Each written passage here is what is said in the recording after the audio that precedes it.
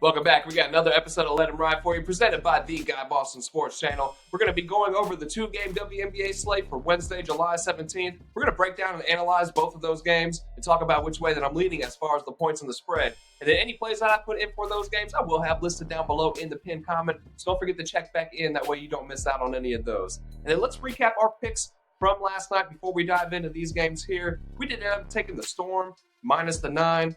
And man, this was one of those ones that just kind of make you want to cry a little bit, right? Like it's 73-71 Sparks with a little over 6 minutes to play. So our Storm laying the 9 play just isn't looking too good. But then we see Seattle go on a 11-0 run to take a 9-point lead. Then LA being the scrappy team they are, they hang around, they cut it back to 4, but then late free throws have us sitting at another 9-point Storm lead with seconds to play. So hey, like, we're about to get a push, right? At least?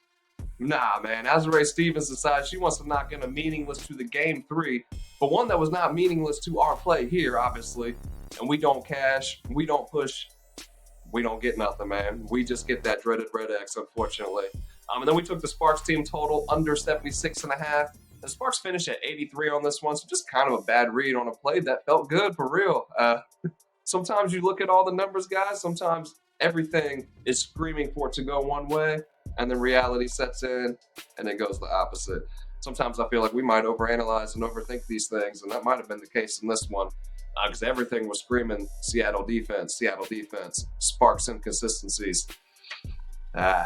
So another dreaded red X on that guy, unfortunately. But then we took the Sky first quarter, catching the 5 points.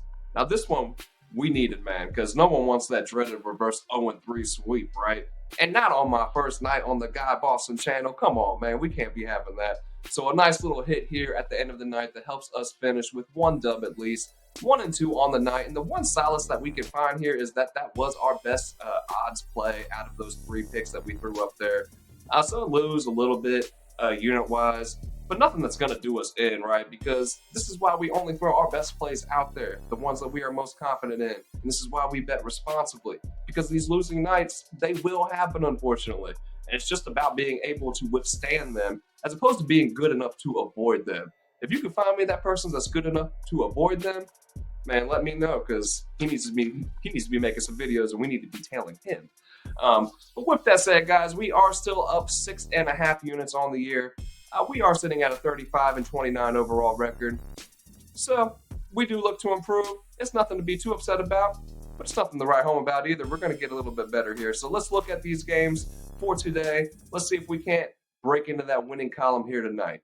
In our first game, we have the Atlanta Dream taking on the Minnesota Lynx. The Lynx are laying 7.5 with the over-under sitting at 152.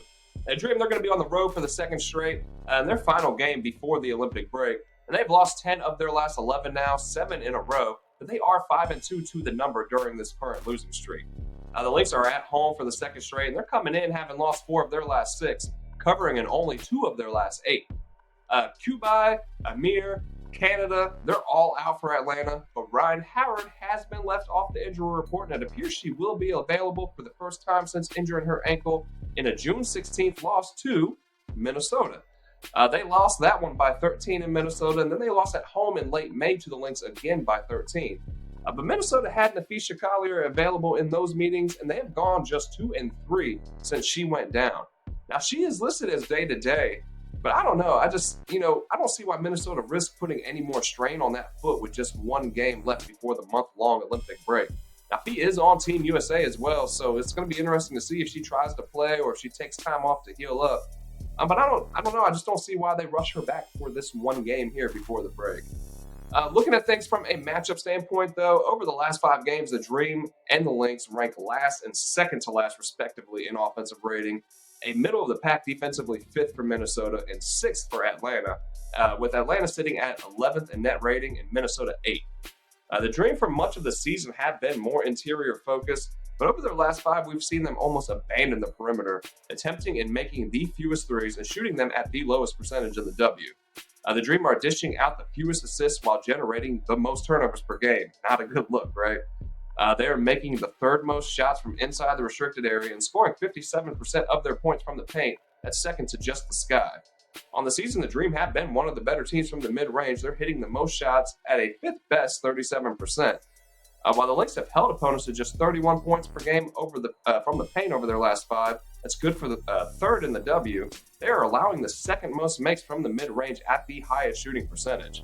Despite their struggles on the offensive end, staying in those last 5 games, the Lynx have remained an elite three-point shooting team. They're making the most and shooting at the highest percentage. Minnesota is the opposite of Atlanta in all this, in the fact that they are scoring the fewest percentage of their points from the paint and the second highest percentage of their points from deep. In the last 5, they lead the league in points scored off of turnovers, while the Dream are allowing the most points off turnovers and giving up the most turnovers per game. So all in all, if Fee, for whatever reason, if she suits up in this one, I like Minnesota to win and cover, not even blinking an eye. Without her, I'm still leaning this way, but I'm just blinking 1 or 2 times, you feel me? Look, although they have covered in 6 of their last 8, 5 of those 6 came as dogs, double-digit dogs. Talking about Atlanta here, my bad. As dogs with a single-digit line, Atlanta is just 2-7 on the year. Minnesota is just 8-7 as favorites this year, however, and in lines that see them favored at 5.5 or higher, they are just 5-5. So hence the slight hesitation in a full-on Minnesota lean, but leaning Minnesota nonetheless. For the total, it's another super low number. We've seen a few of these here lately, but it makes sense with the struggles of both offenses as of late. Potential return of Ryan Howard would help boost the Atlanta offense for sure. And the Lynx are still an elite three-point shooting team, also capable of generating a ton of points off of turnovers, with the Dream giving the ball up a ton. So I'll lean over for this one. And for our second and final game on the slate, we have the Indiana Fever taking on the Dallas Wings. The Fever are laying 4 with the over-under sitting at 176.5. And the Fever, they're playing their second straight on the road after a win over the Lynx in Minnesota on Sunday. Indiana trailed by 7 entering the fourth quarter. They outscored the Lynx by 14 in that fourth to win by 7. The Fever are just 5-9 straight up on the road, 7-7 to the number. And then the Wings, they're home for the second in a row, and they have a 1-day rest advantage over the Fever in this one. They've lost 3 straight, most recently by a 6-point defeat to the Sparks. The Wings are dead last in the W at 5-19 overall, and they have failed to cover in 7 straight, 10 of their last 11. This will be the first matchup on the year between these two, and both have some injuries heading in. Sato Sabali, Jaylen Brown, and Maddie Siegrist are all out and will remain out until after the break. The Fever will be without Tammy Fogg-Menley, as she's been battling a thumb injury for much of the season so far.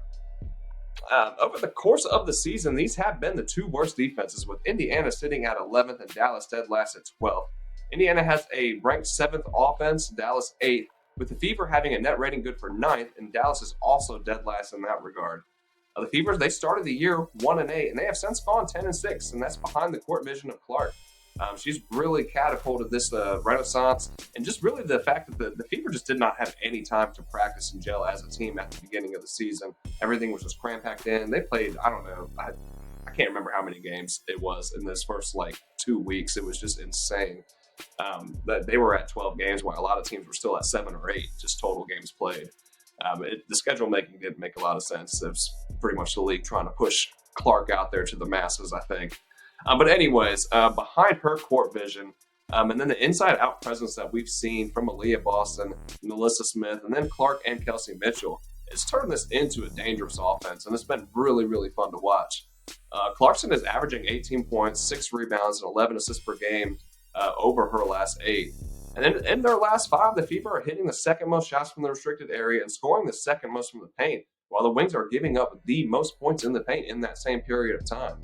The Wings are hitting the third most shots from the mid-range, but at the third lowest shooting percentage overall. And they are hitting the second most shots from the restricted area, and they scored the third most points in the paint. The Fever, in their last 5, have allowed the fewest points in the paint. Dallas turns the ball over the most, and they give up the most points off of turnovers in the W as well. And Dallas are just a mess on defense, man. Sitting dead last in not only opponents' points in the paint, but also fast break points as well. They're allowing the 3rd highest shooting percentage from deep, the highest shooting percentage overall. They're allowing the 3rd most offensive rebounds, and that leads to the 4th most second chance points from their opponents. So I just don't see any way for me to get behind Dallas here, not with their struggles, and then the continued improvement from this Fever team. So I'm going to lean Indiana laying the 4 points. And then in regards to the total, man, that number is high. But with these poor defenses on both sides, it does make sense. The thing is, when we start getting into these upper 170 type totals, you got to play everything with caution, man. Because, like, one of those 15, 16-point quarters that we see frequently here in the W, it can throw an over on a total like this just down the drain with a quickness. So I'll slightly lean over for this one. The Fever team total, it's a little high at 90.5. And although they've only hit that 90-point mark twice in their last 8, the Wings have given up 90 or more points in 7 of their last 10, and then that just an average of 94 points against in those 10 games. 3 of those 10 games where they gave up 90 or more, they gave up 100 or more, which we obviously just don't see as much here in the W. So I think that Indy team total, with the capabilities of their offense and the struggles of the Dallas defense, I think it's worth a look here for sure. So that's just about going to wrap it up here for another episode of Let 'Em Ride here on the Guy Boston Sports Channel. Before we get out of here, though, let's recap what we went over in today's video and talk about which way we are leaning for these games here. Right now, I have my eyes on the Dream versus the Lynx, the full game over 152.5, and the Fever laying the 4 points. And then I'm looking at the Fever team total over 90.5 as well. Now, all 3 of these plays are just leans currently. I've not made any of these official. But if I do and when I do, or if I find anything else that I like before tip-off, I'm going to throw all of that down there into the pinned comment. So make sure you check back in. That way you can see if you'd like to ride along with me. Maybe you check back in and you're like, hell nah, bro, all those picks are trash. Maybe you decide you'd like to do the opposite, man. Whatever you decide to do, though, make sure you throw them down into the comments as well, because I love to see what you guys cook up. I love to talk to you guys about it, and I love to celebrate with you guys when you are down there in those comments, cashing on those picks that you cooked up. Ain't nothing better than that, guys. So, hey, that's going to do it here. If you guys enjoyed the video today, you found the content helpful or useful in any kind of way, please don't forget to smash that like button down there. Definitely helpful in helping the channel continue to grow. And hit subscribe if you have not already. That way you don't miss out on any of the content that we are dropping over here daily. And hit share if you can. It is greatly appreciated. That's going to do it, guys. I will see you guys on the next one. Bet responsibly. Have a great night. Now let's go get a bag.